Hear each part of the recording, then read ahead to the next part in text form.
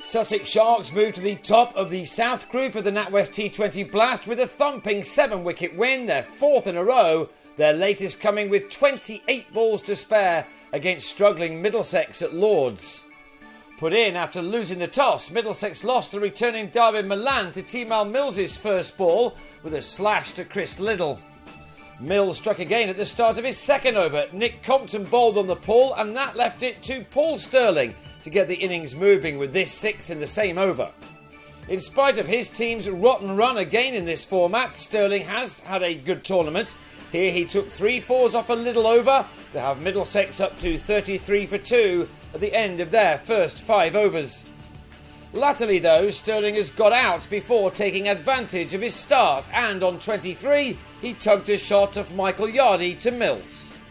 Throughout this campaign, the home side have failed to build many partnerships, and that tends to mean that the boundaries dry up. Owen Morgan and John Simpson did their best in carrying the total up to 69 for 3 at the halfway stage, only for Simpson, in form of late, to mistime a shot off Matt Machin, which landed in the hands of Harry Finch. Simpson on his way for 14. 72 for 4 in the 11th over became 89 for 5 after 14, as Morgan on 27 was well grasped behind the stumps by Craig Kachopa off Stephen Pilot. Rather remarkably, Middlesex, a side which had lost its previous 5 games in this competition, went 8 overs without finding a single boundary, and it was left to Andrew Balbirnie to finally give the home support something to cheer about in the penultimate over of the innings. But in the last one he pulled Mills to George Bailey to go for 18, before 3 balls later James Franklin, who hadn't found the fence once from his 30 deliveries, was run out for 26, beaten by Liddle's throw from the finest of legs.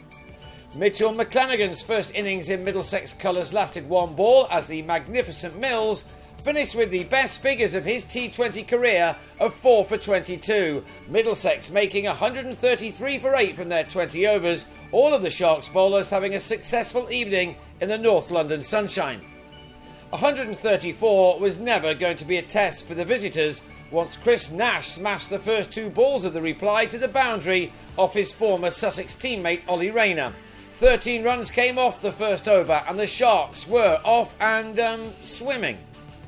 Nash was out in the second over though for 12, McClenaghan winning an LBW with his second ball for his new county.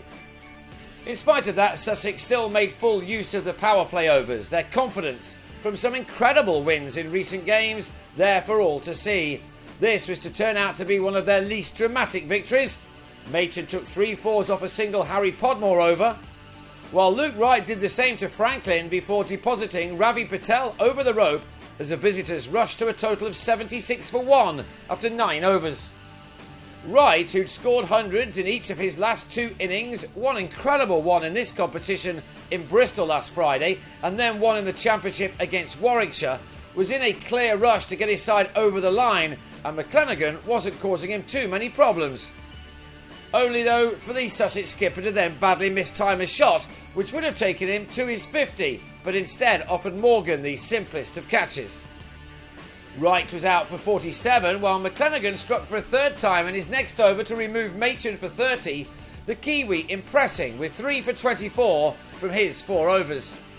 But in spite of his efforts, only 40 runs were needed off the last 8 overs, and that target was reduced to 23 off 7 after Kachopa went after Patel, these 2 maximums coming off successive deliveries from the left-arm spinner.